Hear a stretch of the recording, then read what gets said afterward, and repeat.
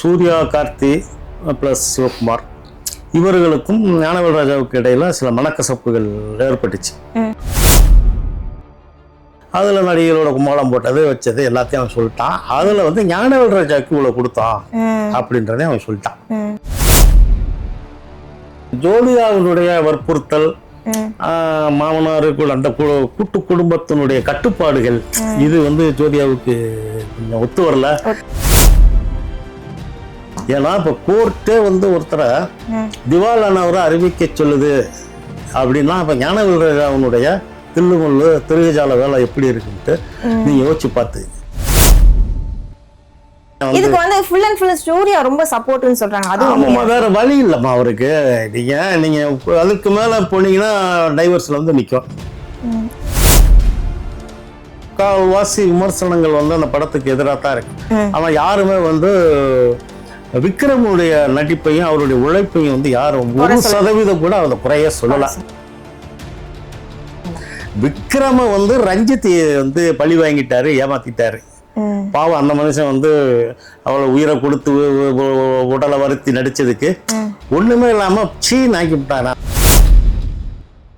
After த Armstrong கொலை அப்படின்னு ஒரு விஷயம் இருக்கு இல்லையா, இதற்கு பிறகு ரஞ்சித்தினுடைய மூளைக்குள்ள ஏற்பட்ட அந்த ரசாயன மாற்றம்.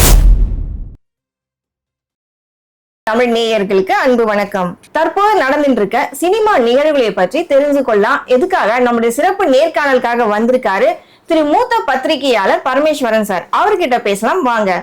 வணக்கம் சார். வணக்கம்மா. நல்லா இருக்கீங்களா சார்? நல்லா இருக்கம்மா சார். இப்போ ரீசெண்டா வந்துட்டு ஒரு இஷ்யூ வந்து ரொம்ப பெருசா போயிட்டு இருக்கு சினிமா துறையில.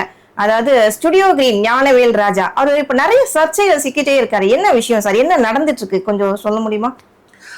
அப்போ ஞானவேல் ராஜா அப்படின்னால ஒரு சர்ச்சைக்குரிய நபர், ஒரு தகுதித்த பார்ட்டி அப்படின்றதான் சினிமா ஏரியாவுக்குள்ள ஒரு டாக் உண்டு. அது ஆக்சுவலாக வந்தோம்னா அவர் ஆரம்பத்தில் வந்து அவர் சிவகுமாருடைய நெருங்கிய உறவினர் அப்படின்றது எல்லாருக்குமே தெரியும். சிவகுமாருடைய சூர்யா கார்த்தியுடைய அப்பா, சூர்யாவோட பினாமின்னு சொல்றாங்க. அது உண்மை? பினாமிலாம் கிடையாது. அந்த மாதிரி நம்ம அது சொல்ல விரும்பலாம். அது சொல்ல நமக்கு அது இருந்தால் தான் நான் சொல்ல முடியும். ஆனால் அங்கேருந்து அவருடைய நெருங்கிய உறவினர் சொந்த சித்தப்பா மகனும் பெரியப்பா மகனும் அப்படின்ற மாதிரி எல்லாருக்குமே தெரியும் தமிழ் சினிமாவில். அவர் அந்த பருத்தி வீரன்ற படத்தில் மூலியமாக கார்த்தி வச்சு உள்ள அதாடு. அதன் பிறகு படிப்படியாக சில சினிமாக்கள் அவருக்கு எல்லாருமே வந்து உங்களுக்கு மூட்டையாக கோடிகளை கட்டிக்கிட்டு வந்து எந்த தயாரிப்பாளரும் படம் எடுக்க மாட்டான். ஒரு குறிப்பிட்ட அளவு ஒரு தொகை வச்சுருப்பாங்க. அதற்கு பிறகு அதற்கு ஃபைனான்ஸு, அதற்கு பிறகு சில விஷயங்கள் அப்படி படிப்படியாக போகும்போது ஒரு 2-3 படம் ஹிட் ஆகும்போது நம்பி ஃபைனான்ஸ் பண்ணக்கூடிய ஃபைனான்சியர் இருப்பாங்க. அந்த மாதிரிலாம் உண்டு. அது சினிமாவில் நடைமுறை தான். இது எல்லாருமே வந்து ஒரு 100 கோடி படம் அப்படின்னா 100 கோடியும் கையில் வச்சுக்கிட்டு யாரும் படம் எடுக்க மாட்டாங்க. ஒரு 30-40 கோடி படம், அப்புறம் நடிகருடைய கால் சீட்டை வச்சு அப்படி இது ஒரு சினிமா நடைமுறை. ஆரம்ப காலத்திலேருந்து பிளாக் அண்ட் ஒயிட் காலத்துலேருந்து அதான் உண்மை. அது ஏவிஎம் சில நிறுவனங்கள், பெரிய நிறுவனங்கள் மட்டும்தான் அப்படி இருக்கும். அப்படி வந்த ஞானவேல் ராஜா தான் ஆரம்பத்தில் வந்து கொஞ்சம் நல்ல ஹிட் படங்கள்லாம் எடுத்துக்கிட்டு இருந்தார்.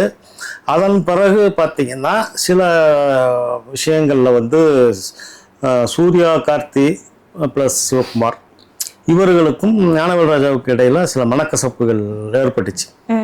அதனால என்ன ஆரம்பத்தில் வந்து ஸ்டுடியோ கிரீனுக்கு வந்து கார்த்தியும் சூர்யா வந்து தொடர்ந்து கால் சீட்டு கொடுத்து படங்கள் இது பண்ணிக்கிட்டு இருந்தாங்க.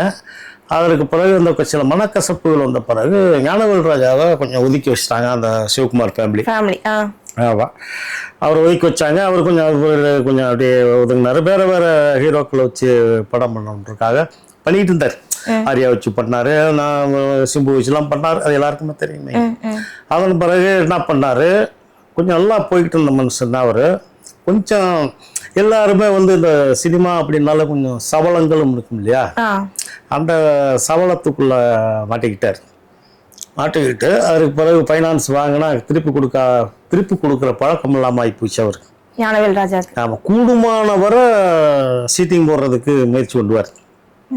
ஆமாம், வாங்கின காசை கூடுமானவரை திருப்பி கொடுக்க வேண்டாம்ன்ற ஒரு மனநிலையிலாம் அப்படியே வருவார். அதில் வந்து என்னென்னா அவருக்கு ஆரம்பத்தில் கொஞ்சம் நல்லா போயிட்டு இருந்தார். அவர் கூட வந்து தனஞ்சயன் ஒருத்தர் வந்து அந்த ஸ்டுடியோ கிரீனுடைய சிஇஓ அப்படின்னு சொல்லிட்டு உள்ளே வந்தார். இந்த தனஞ்சயன் ஆகப்பெரிய தகுடுதத்த பார்ட்டி அப்படின்றது இதே சினிமாவுக்குள்ள இருக்க தயாரிப்பாளர்களுக்கு, இயக்குநர்களுக்கு எல்லாருக்குமே தெரியும். ஏன்னா தனஞ்சயனுடைய பழக்கமும் அதுதான். தான் மட்டும்தான் அனுபவிக்கணும், வேற எவனும் வந்து 10 பைசா சம்பாரிச்சிடக்கூடாது அப்படின்றதுல ஒரு ரொம்ப தெளிவான ஒரு உயர்ந்த சிந்தனை உள்ளவர் தனஞ்சயன். இந்த தனஞ்சயனே வந்து ஒரு திரைப்பட கல்லூரி ஒன்றுன்ற ஒரு பேரில் ஒன்று நடத்தி ஒரு 5-6 வருஷம் நடத்தி அதில் சில லட்சங்களை வசூல் பண்ணிவிட்டு, மாணவர்களை சேர்க்கையில் வசூல் பண்ணிவிட்டு, திடுப்புன்னு அந்த கல்லூரி இழுத்து மூடிட்டு அவர் அப்படியே போயிட்டார். அதற்கு பிறகு யூடிவி மோஷன் பிக்சர்ஸ் அந்த கம்பெனிக்குள்ளே போனார். அப்புறம் மோசர்பார்னு ஒரு கம்பெனிக்குள்ளே போனார். இவர் போன கம்பெனி பூராமல் எதுவுமே உறுப்பு இல்லை, அம்பட்டும் இழுத்து மூடிட்டாங்க. அதனால அந்த தனஞ்சயன் வந்து ஞானவேல் ராஜாட்ட ஒரு 4-5 வருஷங்களுக்கு முன்னால் உள்ள போகிறாரு. அதற்கு பிறகுதான் மேலும் வந்து ஏற்கனவே மோசமாக இருந்த ஞானவேல் ராஜா மேலும் மோசமாகிறார்.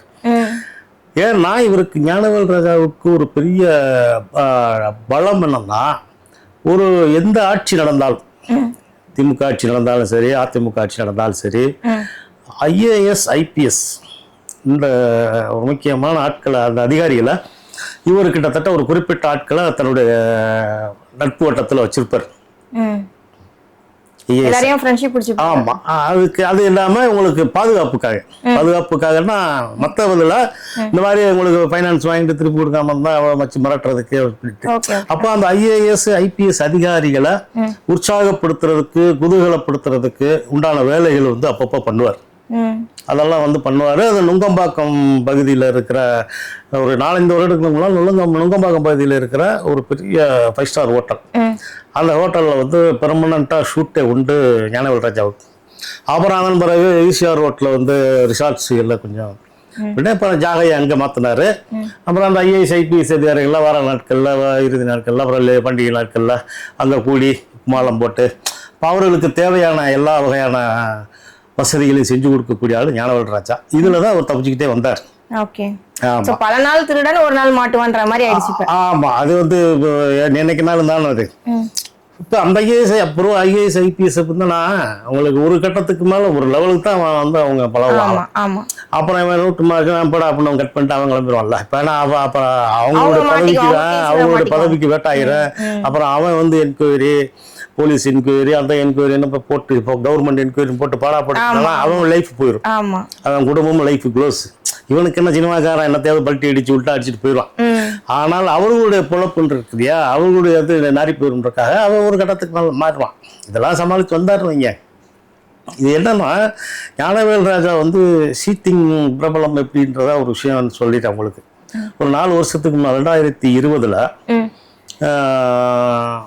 ராமநாதபுரம் மாவட்டத்தை சேர்ந்த ஒரு 3 ஆசிரியர்கள், ஒரு ஆசிரியர், அவருடைய மனைவி ஆசிரியர், அவங்களும் ஆசிரியர், இன்னொரு ஆசிரியர் ஒருத்தர், 3 பேர் சேர்ந்தோம்னா இப்போ இந்த MLM மார்க்கெட்டிங், அந்த மார்க்கெட்டிங் அப்படி இப்படின்னு சொல்லிட்டு ஒரு மார்க்கெட்டிங், ஒரு வகையான ஷீட்டிங், மல்டி லெவல் மார்க்கெட்டிங்.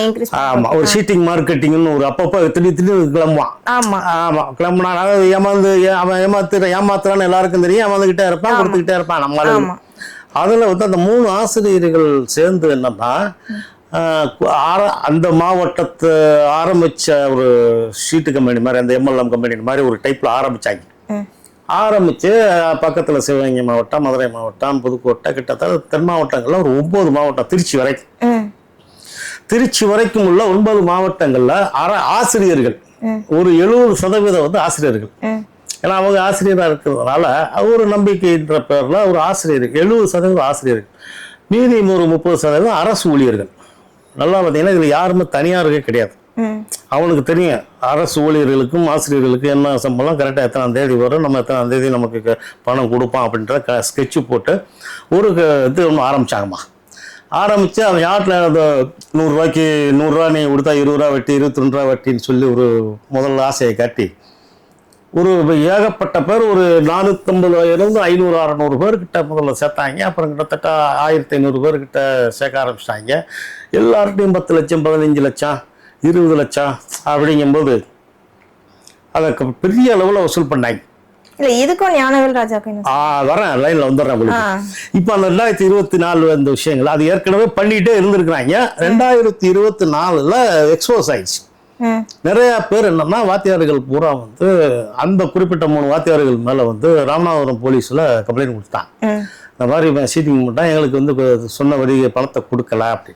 அப்புறம் என்ன ஏதுன்னு போலீஸில் உள்ள திரும்பி விசாரிச்சு அந்த 3 வாத்தியாரையும் தூக்கிட்டு போய் உள்ள வச்சு வெளுத்து விசாரிக்கும் போது இவன் என்ன பண்ணிட்டாங்க, கிட்டத்தட்ட ஒரு 150-200 கோடி ரூபா வரைக்கும் வசூல் பண்ணியிருக்காங்க.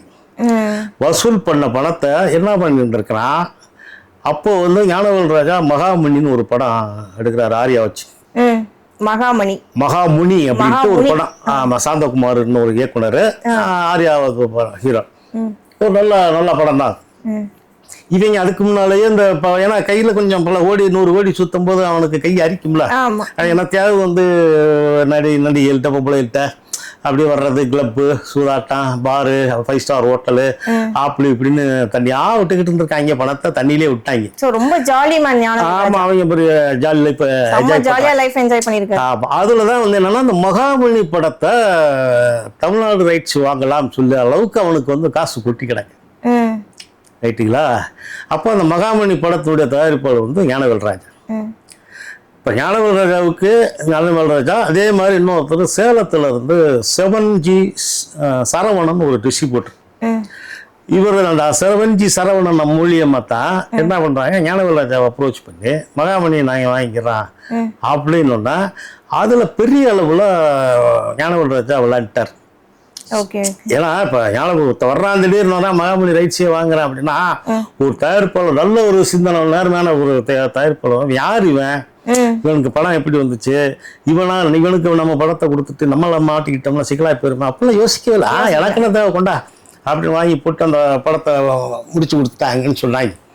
அதுல வந்து பெரிய அளவுல இவங்க வாங்கிட்டு ஞானவேல் ராஜா வந்து ரைட்ஸை கொடுக்காம டேங்கி விட்டான் அவரு. அதில் வந்து அதுக்கு பிறகுதான் இதெல்லாம் வந்து என்னன்னா 20 ஜூனுக்கு பிறகு இந்த எல்லாத்தையும் தூக்கி வச்சு போலீஸ் விசாரிக்கும் போது அவன் டைரியில் எழுதி வச்சிருக்கான், யாராருக்கு எவ்வளோ கொடுத்தேன், என்ன பண்ணோம் அப்படின்றவாள். அதில் நடிகர்களோட கும்மாளம் போட்டது வச்சது எல்லாத்தையும் அவன் சொல்லிட்டான். அதில் வந்து ஞானவேல் ராஜாவுக்கு இவ்வளோ கொடுத்தான் அப்படின்றதே அவன் சொல்லிட்டான்.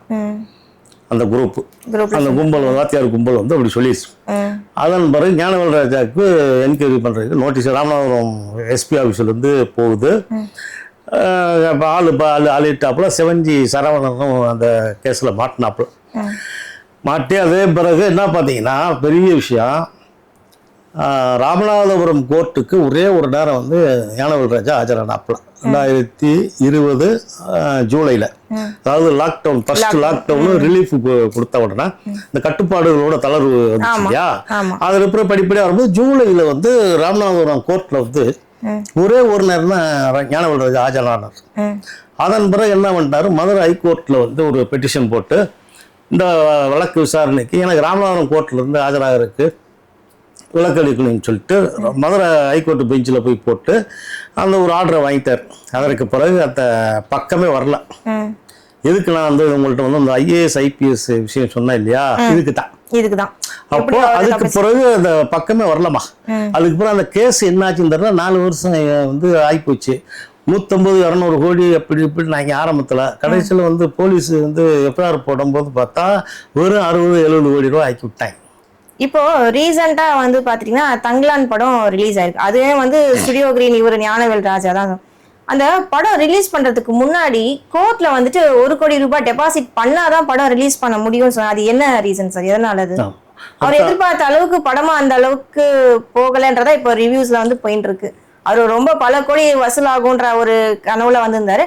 பட் வந்து பாத்தீங்கன்னா அந்த அளவுக்கு ரீச் கொடுக்கலன்ற மாதிரி தான் மக்கள் மத்தியில பேசப்படுது.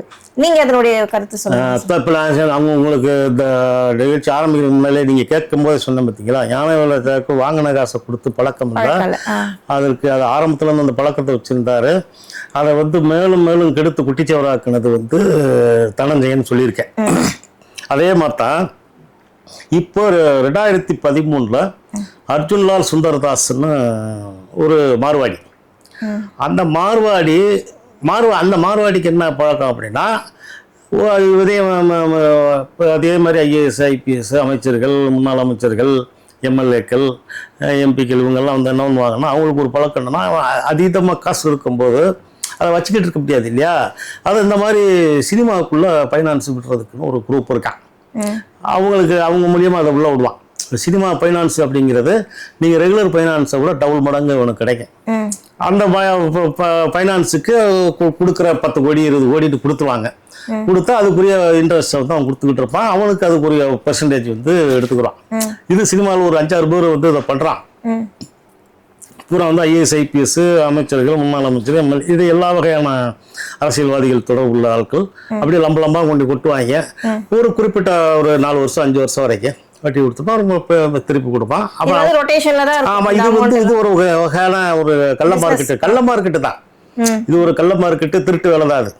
அப்படித்தான் வந்து இந்த அர்ஜுன்லால் சுந்தர்தாஸ்ன்னு மார்வாடி பல பேருடைய பணத்தை வாங்கி சினிமாவுக்குள்ள ஃபைனான்ஸ் விடும்போது 2013 ஞானவேல் ராஜா 10 கோடி ரூபா வாங்கியிருக்காரு. வாங்கினோன்னா என்ன போயிடுச்சுன்னா 2013 அவன் ரொம்ப வருஷமா இருந்தாலும் மறுபடி தொழில் பண்ணியிருப்பான் போலுக்கு. 2013 வந்து ஞானவேல் ராஜா வாங்கி ஒரு 3வது மாசமோ 6வது மாசம் அவன் செத்து போயிட்டான். சரியா. ஆனால் என்னன்னா அவன் ஏற்கனவே வந்து அவன் இருக்கும்போது வந்து ஐஏஎஸ் ஐபிஎஸ் கூட அமைச்சர்கள், முன்னாள் அமைச்சர்கள் கொடுத்த காசு நெருக்கடி கொடுக்கும்போது அவன் எங்கிட்டாவது உல்ட்டா பண்ணி திருப்பி கொடுக்க வேண்டிய கட்டாயத்தில் நெருக்கடிக்கு ஆளாகி அவன் என்ன பண்ணிட்டான், அவனை வந்து திவால் நோட்டீஸ் கொடுத்துட்டான். திவால் நோட்டீஸ் குடிச்சிட்டு அவன் செத்தும் போயிட்டான். செத்து போன இப்போ 11 வருஷம் ஆகிப்போச்சு. அப்போ அந்த ஹைகோர்ட்டினுடைய நேரடி மேற்பார்வையில் அந்த விஷயம் திவால் நோட்டீஸ் கொடுக்குறன்றது சாதாரணம் கிடையாது. எல்லாரும் திவால் நோட்டீஸ் கொடுத்துட முடியாது. இப்போ சார் ஒரு நிமிஷம், இப்போ ரீசெண்டா கூட ஞானவேல் ராஜாக்கு திவால் நோட்டீஸ் கொடுங்கன்னு சொல்லி ஒரு பரபரப்பான ஒரு நியூஸ், இதனுடைய ரிலேட்டேஷன். ஆமா ஆமா, அப்ப 11 வருஷத்துக்கு முன்னால 10 கோடி ரூபா வாங்கினது. அப்போ அவன் அந்த செத்து போன அர்ஜுன்லால் சுந்தர்தாஸுடைய அவன்கிட்ட யார் யார் கட்டணம் வாங்கியிருக்கான்னு லிஸ்ட்டை வந்து சென்னை உயர்நீதிமன்றத்துடைய நேர்பார்வையில் சொத்தாட்சியர் ஒருத்தர் நியமிச்சு திவால் நோட்டீஸ் கொடுத்தவனுடைய சொத்துக்களை பூரா வந்து வரிசையா சொத்துக்கள், அவன் யார் யார் கொடுத்த கடன், இதெல்லாம் வசூல் பண்ணி அந்த இதை வந்து கோர்ட்டுக்கு கட்டணும் அப்படின்ற ஒரு சொத்தாட்சியும் ஒருத்தர் ஹைகோர்ட்டை நியமிச்சு பண்ணுது. அதில் தான் வந்து லிஸ்ட் எடுக்க போது 11 வருஷத்துக்கு முன்னால ஞானவேல் ராஜா வந்து அவன் மார்வாடிட்ட 10 கோடி ரூபா வாங்கியிருக்காரு. அந்த 10 கோடி 11 வருஷத்துல 26 கோடி ரூபாயா நிக்குது. வட்டியோட சேர்த்து 26 கோடி ரூபாயை கட்டணும். இல்லையா ஞானவேல் ராஜாவை திவாலானவரை அறிவிக்கணும் அப்படின்னு சொல்லி சென்னை உயர்நீதிமன்றத்தால் நியமிக்கப்பட்ட சொத்தாட்சியர் அவரே வந்து உயர்நீதிமன்றத்துக்கு தகவல் தெரிவிக்கிறார். ஞானவேல் ராஜாவை திவாலா அறிவிக்கணும், திவாலானவரா அப்படின்னு அறிவிக்கும் போதான். ஏன்னா அவர் வந்து இப்போ 14ஆம் தேதி வந்து சுதந்திரத்துக்கு வந்து படத்தை ரிலீஸ் பண்ண போறார், தங்களால் ஒரு படம் அப்படின்னு சொல்லி ஒரு 10 நாளைக்கு 10ஆம் தேதி அவங்க நினைவுபடுத்துறாரு கோர்ட்டுக்கு. அப்போ என்ன அவனு கோர்ட்டு என்ன பண்ணுறாங்க, சரி இப்போ 14ஆம் தேதி வந்து 1 கோடி ரூபா டெபாசிட் கட்டு.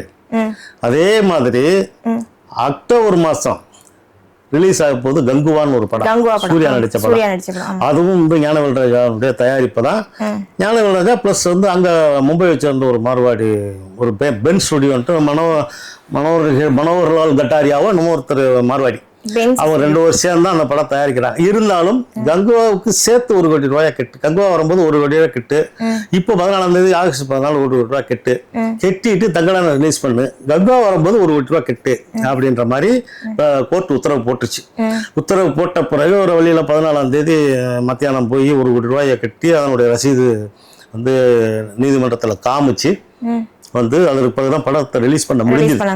ஏன்னா இப்ப கோர்ட்டே வந்து ஒருத்தரை திவாலானவரை அறிவிக்க சொல்லுது அப்படின்னா இப்ப ஞானவேல் ராஜாவுடைய தில்லுமுள்ளு திருகஜால வேலை எப்படி இருக்குன்ட்டு நீங்க யோசிச்சு பார்த்துங்க. அதனாலதான் ஆமா ஆமா அதுதான். அதனாலதான் இப்ப ஞானவேல் ராஜா திவாலானவரை அறிவிக்கணும் அப்படிங்கிறத எவ்வளவு பெரிய ஒரு அவன் வந்து அந்த ஆளு வந்து எவ்வளவு பெரிய மோசடிக்காரரு அப்படின்றத அவன் பார்த்துக்கணும். இப்ப மேலும் வந்து அவருக்கு பெரிய தலையில வந்து இடி விழுந்தது தங்களால். நான் படம் வந்து வசூல் ரீதியா வந்து பெரிய அளவில் ஒன்றும் கை கொடுக்கல. விமர்சன ரீதியா வந்து ரஞ்சித்தை வந்து போட்டு காய்ச்சின்னு காய்ச்சி விட்டாங்க விட்டு போயிடும். அதோட இன்னொரு குரூப் என்ன பண்ணுறான், தமிழ் ரசிகன் வந்து அவனுக்கு அறிவு இல்லை, சோரணை இல்லை, சூடு இல்லை, ரஞ்சித் படத்தை விமர்சிக்கிற அளவுக்கு எவனுக்கு இங்கே தகுதி இல்லை, அப்படி இப்ப அவன் ஒருத்தன் என்னத்தையோ பண்ணிக்கிட்டு இருப்பான். ஆமா, அது அவங்க பண்ணவில்லை. அப்படிலாம் அவங்கள்ட்ட எல்லாம் வந்து நமக்கு அறிவிச்சான்ட்டு இதெல்லாம் தேவை. இன்னொரு பக்கம் பாத்தீங்கன்னா இந்த படத்துல இவர் விக்ரம் வந்து ரொம்ப நல்லா நடிச்சிருக்காரு, ரொம்ப எஃபர்ட் போட்டிருக்காரு. ஆனா அப்படிப்பட்ட ஒரு நடிகரை வந்துட்டு ரஞ்சித் வேஸ்ட் பண்ணிட்டான்ற மாதிரி ஒரு தரப்பு சொல்றாங்க. இன்னொரு தரப்பு வந்து அவர் உண்மை சம்பவத்தை தானே எடுத்திருக்காரு, ரியாலிட்டிக்கா எடுத்திருக்காரு, ரொம்ப நல்லா தானே வந்திருக்குன்ட்டு இன்னொரு குரூப்னு சொல்றாங்க. இதுக்கடையில ஞானவேல் ராஜா வந்துட்டு போட்ட பணத்தை திருப்பி எடுக்க முடியல, திவால் அப்படிங்கிறாங்க.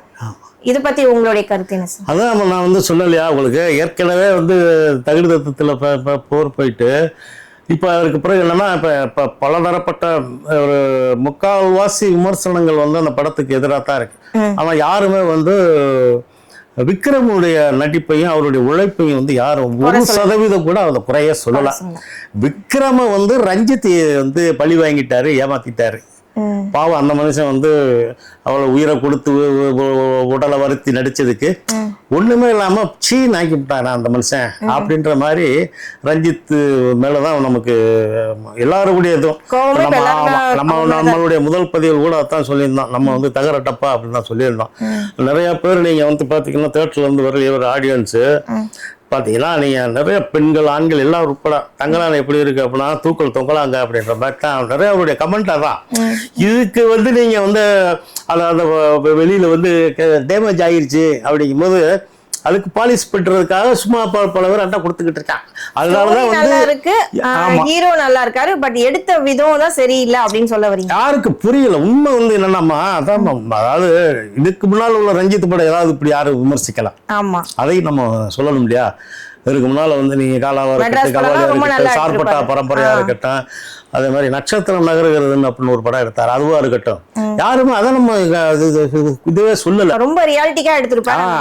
அதுல வந்து யாருமே வந்து நம்ம ரஞ்சித்தா வந்து இது பண்ணல. என் படத்தை நம்ம யாருக்கு குறை சொல்லலாம். ஆப்டர் இந்த ஆம்ஸ்டாங் கொலை அப்படின்னு ஒரு விஷயம் இருக்கு இல்லையா, இதற்கு பிறகு ரஞ்சித்தினுடைய மூளைக்குள்ள ஏற்பட்ட அந்த ரசாயன மாற்றம் இதனாலதான் வந்து கொஞ்சம் உங்களுக்கு அந்த புத்தின்றது சுத்தி அதை விக்ரமை சுத்தல்ல விட்டு, அதனாலதான் வந்து இப்ப என்னன்னா இது வந்து பல தரப்பட்டிலையும் வந்து தங்களால் வந்து விமர்சிக்கப்பட்டுருச்சு. வசூல் ரீதியாகவும் வந்து பெரிய அளவுல கை கொடுக்கல.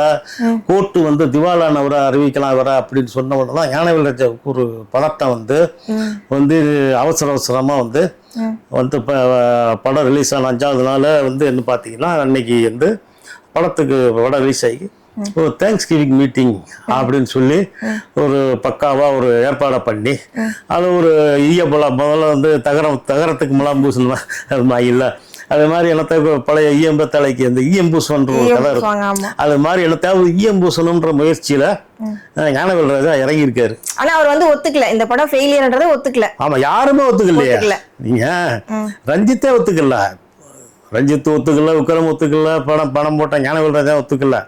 ஆனாலும் ஒரு தேங்க்ஸ் கிவிங் மீட்டிங் அப்படின்றத ஏற்பாடு பண்ணி ஒரு பூசி கொஞ்சம் பலவளம் ஆக்கி அப்படின்றோம்னா, ஏன்னா இப்போ அடுத்து வந்து நீங்க உங்களுக்கு அந்த ஓடிடி பிளாட்ஃபார்ம் வேறையாக்குள்ள விற்கும் போது இந்த மாதிரிலாம் ஃபோக்கஸ் பண்ணா தான் வந்து விற்க முடியும். அதனாலதான் அந்த வேலையெல்லாம் வந்து ஞானவேல் ராஜா வந்து பண்ணிட்டு இருக்காரு. இனி அடுத்து வந்து அவர் கங்குவால வந்து அவர் டங்குவார் எப்படின்னு தெரியல. நம்ம அதை பத்தி படம் வந்த பிறகும் ஓரளவு என்னன்னு தெரிஞ்ச பிறகுதான் நம்ம அதை பத்தி சொல்ல முடியும். மற்ற விஷயங்களை வந்து என்னன்னா இப்ப சூர்யாவுக்கு ஒரு பெரிய அளவுல ஒரு நெருக்கடி இருக்கு. அந்த ரிலீஸ் அவரு இப்போ சூர்யா வந்துட்டு ஞானவேல் ராஜாவுக்கு ஹெல்ப் பண்ற அந்த ஃபேமிலியே, சூர்யாவோட ஃபேமிலியே வந்து ஞானவேல் ராஜாக்கு இப்ப இருக்க இந்த சிச்சுவேஷன்ல ஹெல்ப் பண்ணுவாங்களா? ஆமா, இப்ப கொஞ்சம் இடையில கொஞ்சம் கசப்பு இருந்து இப்ப சரி பண்ணிட்டாங்க, சரியாயிடுச்சு. அதன் பிறகுதான் இப்ப ஞானவேல் ராஜாவுக்கு வந்து சிவகுமார் வந்து கால் ஷீட் கொடுக்க சொல்லி சூர்யா நடிச்சிருக்கிறாரு. ஏன்னா சிவகுமார் மேல தனிப்பட்ட முறையில ஞானவேல் ராஜாவுக்கு கொஞ்சம் கோபமும் வருத்தமும் உண்டு இப்போ. அதனாலதான் வந்து சூர்யா வந்து ஃபேமிலியவே வந்து ஞானவேல் ராஜா மும்பைக்கு ஷிஃப்ட் பண்ணது. இப்போ ஞானவேல் ராஜா மும்பையிலே அலுவலகம் போட்டார். மும்பையில் அலுவலகம் போட்டு அதையும் பார்க்கறது வந்து இந்த தகுதிதத்தன் தனஞ்சயன் தான் பார்த்துக்கிட்டு இருக்காரு. அதனால இனிமேல் ஞானவேல் ராஜாவுடைய நிலைமை அப்படின்றது தனஞ்சயம் இருக்கிற வரைக்கும் ஞானவேல் ராஜா வந்து தேடுறது ரொம்ப கஷ்டம். ரொம்ப கஷ்டம். ஆனா இப்போ பாத்தீங்கன்னா இப்போ சூர்யா கூட அவரோட ஃபேமிலியோட சேர்ந்து பாம்பேல தான் செட்டில் ஆயிட்டாரு அப்படிங்கிறாங்க இல்லையா? ஷூட்டிங் டைம் வராரு இல்ல எப்பயாவது இங்க ஏதாவது ப்ரோக்ராம்ல தான் வராரு, மத்தபடி அவர் செட்டில்ட் இன் பாம்பே அப்படிங்கிற மாதிரி தான். ஆமா, ஜோதிகாவுடைய ஆசை வந்து அவ்வளவுதான், அதான் ஆசை. ஏன்னா நீங்க இங்க வந்து ஒரு இப்போ டீனர்ல வந்து அவ்வளவு பெரிய பிரம்மாண்ட வீடு கட்டினாரு, எல்லா கூட்டு குடும்பமா இருக்கணும்ன்றதுக்காகத்தான் சூர்யா ரொம்ப ஆசைப்பட்டு கட்டினாரு. வந்து உங்களுக்கு ஜோதிகாவினுடைய வற்புறுத்தல், மாமனாருக்குள் அந்த கூட்டு குடும்பத்தினுடைய கட்டுப்பாடுகள், இது வந்து ஜோதிகாவுக்கு கொஞ்சம் ஒத்து வரல. கொஞ்சம் ஃப்ரீ பேர்டா இருக்கணும் அப்படின்ற மாதிரி பாக்குது. அதுக்கு வந்து மாமனார் மாமியார்கள் வந்து ஒத்துழைக்க மாட்டாங்க. ஏன்னா அவங்க தமிழ் பாரம்பரிய குடும்பத்தை சேர்ந்தவங்க. பொதுவா தமிழ் பாரம்பரியமோ இந்திய பாரம்பரியமோ அது வேறமா. பொதுவா ஒரு வீட்டு மருமகள் அப்படின்னா அதற்குன்னு சில நியாயமான எதிர்பார்ப்புகள் மாமியாருக்கு மாமனாருக்கு அவருடைய உறவினர்களுக்கு இருக்கத்தானே செய்யும். சரிங்களா? நீங்க வந்து ஃபாரின்ல இருக்கிற வந்து கலாச்சாரம் வேற, ஃபாரின்ல இந்த மாதிரி உறவுமுறை கலாச்சாரம்னு கிடையாது. இல்லை, அது வந்து சும்மா டேக்கிடிச்சுப்பா, நீ போன மாசம் இவன் கூட அடுத்த மாசம் அவன் கூட போயிடும். ஆனா உங்களுக்கு பொதுவா இந்திய கலாச்சாரம்ன்றது ஒரு குடும்ப உறவுகளை சார்ந்து தான். நீங்க அதை மீறி வந்து நீங்க பண்ணணும்னு நினைச்சீங்கன்னா அதனுடைய விளைவுகள் வந்து நீங்க மோசமா தான் இருக்கும். அப்போ நீங்க இப்போ ஜோதிகாவுக்கு என்னன்னா, நமக்கு இந்த செட்டப் சாங், அது மும்பை செட்டப்ன்றது அங்கே வந்து நம்ம நினைச்சதை முடிவெடுக்கலாம், நினைச்சதை வந்து பண்ணிக்கலாம். இப்போ அந்த நிகழ்ச்சியிலோட சமீபத்தில் ஒரு மும்பையில் நடந்த ஒரு நிகழ்ச்சியில கூட பார்த்தீங்கன்னா கொஞ்சம் அருவருக்கத்தக்க உள்ளாடை தெரியுற மாதிரி, இதுக்காக தான் போய் பாம்பேல செட்டில் ஆனாங்க. உள்ளாடைய மீறி வந்து உறுப்புகள் தெரியுற மாதிரி அது ஒரு உடை போட்டு வரும்போது யாரா இருக்கட்டுமே, ஏன்னா உங்களுக்கு கல்யாணம் ஆகி 10-14 வருஷம் ஆச்சு, குழந்தைகள்லாம் தலையெடுத்துருச்சு. அதுக்கு தக்கன நீங்க இதுக்கு வந்து ஃபுல் அண்ட் ஃபுல் சூர்யா ரொம்ப சப்போர்ட்னு சொல்றாங்க. அதுவும் வேற வழி இல்லம்மா அவருக்கு. நீங்க அதுக்கு மேல போனீங்கன்னா டைவர்ஸ்ல வந்து நிக்கும். அது கூட பேசிருந்தேன், ஒரு கிசு வந்து இவங்க 2 பேரும் டைவர்ஸ்க்காக பிளான் பண்றாங்க அப்படிங்கிற மாதிரி. உண்மையா சார்? அதுதான் இப்ப என்னன்னா, இப்ப டைவர்ஸ்ன்றது இப்ப ரொம்ப ஈஸியா போயிடுச்சு எல்லாருக்கும். இப்போ ஞானவேல் ராஜாவோட நிலைமை நெக்ஸ்ட் கட்டம் எப்படி இருக்க போகுது சார்? அதான் ஞானவேல் ராஜா வந்து கூடிய விரைவில் திவால் ஆகிறதுக்கு, திவால் ஆனவரை வந்து கோர்ட்டை அறிவிச்சாலும் ஆச்சரியம் இல்லை, அந்த அளவுக்கு தான் அவருடைய நிலைமை இருக்கு. சோ இப்போ வந்து தங்கலான் படம் வந்து தூக்குல தொங்கலான்ற மாதிரி வந்துருச்சுன்னு சொல்ல வரீங்க? அவர் அந்த மாதிரிலாம் மக்களோட ரிவ்யூ, சொல்றதான் நம்ம சொல்றோம். நம்மளா சொல்ல நமக்கு ஆசை, நமக்கு என்ன இருக்கு பாவம். ஏதோ ஆக்சுவலா பாத்தீங்கன்னா விக்ரமோட ரசிகர்களுக்காக இப்போ ஓரளவுக்கு இந்த படம் ஓடுதுன்னு சொல்ல வரீங்க. அதுதான் உண்மையும் கூட. படம் வந்து நீங்க விமர்சன ரீதியாகவும் வசூல் ரீதியாகவும் வந்து படம் வந்து ஃப்ளாப் பண்றது எல்லாருக்கும் தெரியும். அதை சப்பக்கட்டுறதுக்காக சில வேலைகளை பண்றாரு. அது எப்படின்றது போக போக தெரிஞ்சு போயிருக்கும். ரொம்ப நன்றி சார், பல கருத்துக்களை எங்களோட ஷேர் பண்ணதுக்கு ரொம்ப ரொம்ப நன்றிங்க சார்.